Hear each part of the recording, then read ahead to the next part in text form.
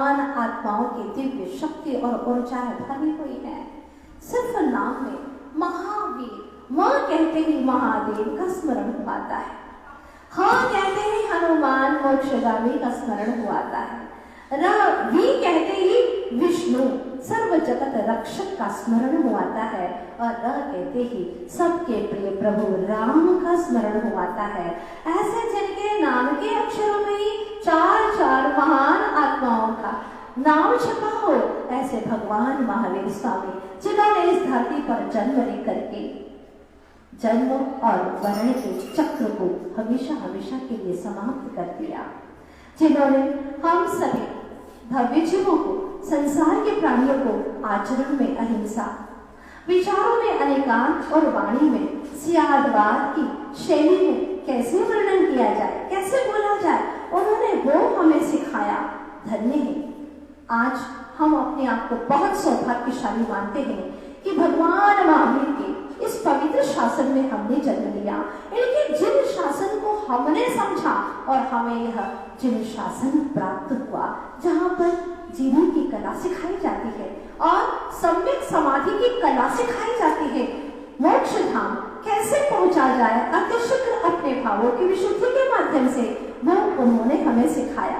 धन्य है त्रिशूलानंदन सिद्धार्थ उस बालक को जिन्होंने आज के दिन इस धरती पर जन्म तो लिया, लेकिन जन्म लेते ही तीनों लोक में, सारे विश्व में कुछ पलों के लिए शांति का वातावरण छा गया। यहाँ तक कि नरकों में भी कुछ पल के लिए शांति का वातावरण छा गया।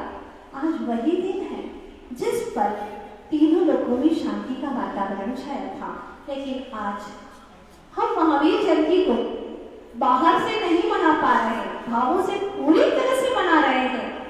इसलिए मना रहे हैं क्योंकि हमें भी भगवान महावीर के चरणों का अनुगमन करना है और ये बताए गए मार्ग पर हमें निरंतर चलना है। वास्तव में महावीर जयंती मनाना तो यही कहलाएगा कि उनके बताए गए जो सिद्धांत थे उसको हम अमल करें और उन्होंने मुख्य रूप से 5 अहिंसा का पालन करें, सत्य बोले, चोरी न करें, ब्रह्मचर्य का पालन करें और परिग्रह जो सारे ग्रहों का पाप है उससे दूर रहें। ये 5 मूल सिद्धांत जीवन जीने के लिए हमें दिए और वह इस तरह उठे कि आसमान बन गए, वो इस तरह उठे कि आसमान बन गए, सारे जहां के लिए वो ऐसे ईमान बन गए, हम उनके साथ रहकर भी इंसान बन सके। वो इंसान थे, इंसान से भगवान बन गए, इंसान से भगवान बन गए। धन्य, आखिर उन्होंने क्या किया ऐसा? पहले उन्होंने इन सूत्रों को अपने जीवन में अमल किया।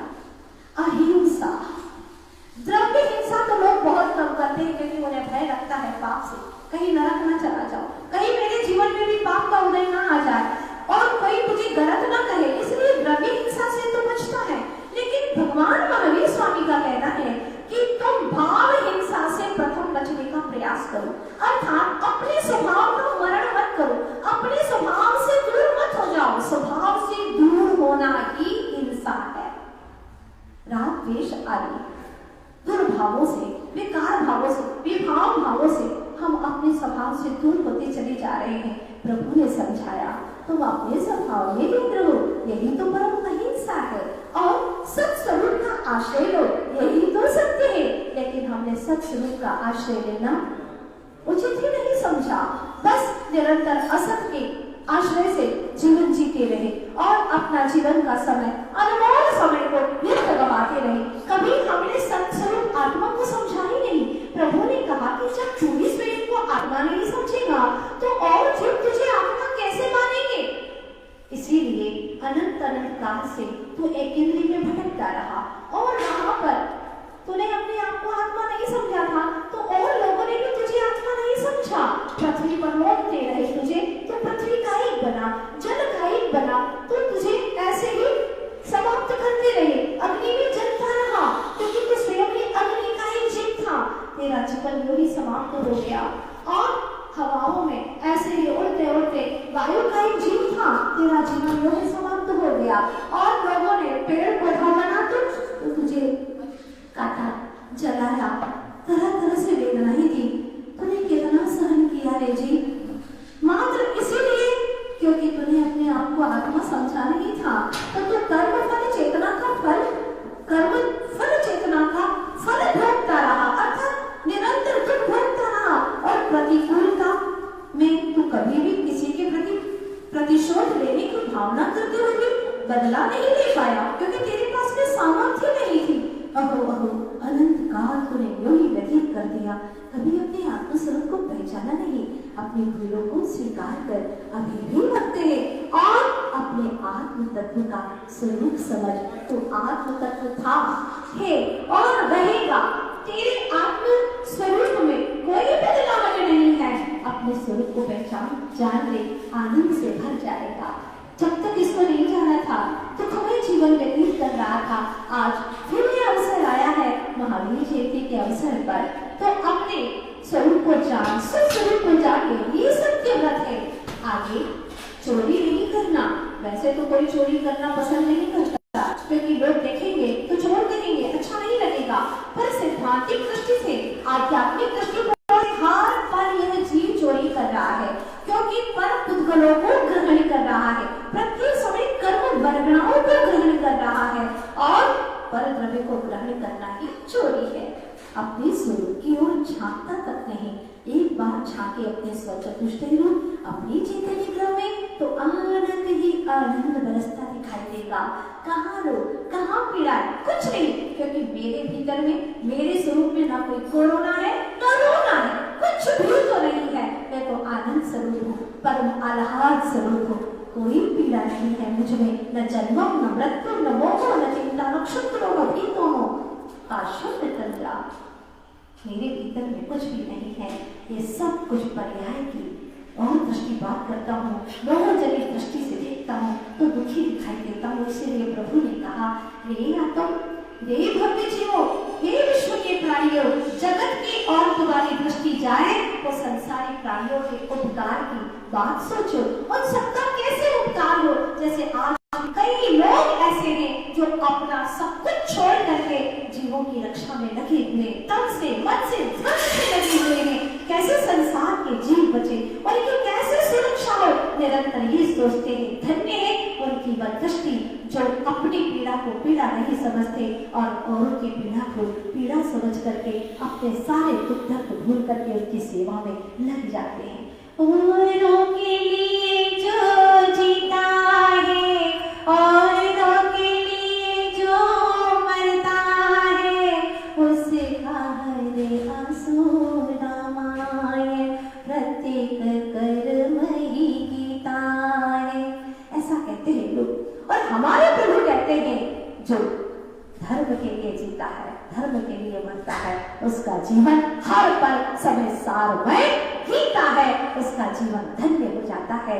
इस तरह से प्रत्येक समय हम जो पर पुद्गल द्रव्य की चोरी कर रहे, कर्म वर्गणाओं को ग्रहण कर रहे, प्रभु कर्मों का आश्रय रुक जाए, गुणस्थान ब्रह्म स्वरूप परमानंद बने तुम्हें दिखाई देगा। इस ब्रह्म स्वरूप के उस से बहुत सुंदर ज्ञान का ऐसा महल है, और देखो जरा अच्छे से, पैनी दृष्टि से, गहरी दृष्टि से सारे विकल्प तज करके तो तुम्हें दिखाई देगा कि इसमें, इस ज्ञान के महल में आनंद के फवारे लगे हैं और अनंत गुणों के पक्षी चहक रहे हैं, चारों तरफ आनंद की हरियाली है।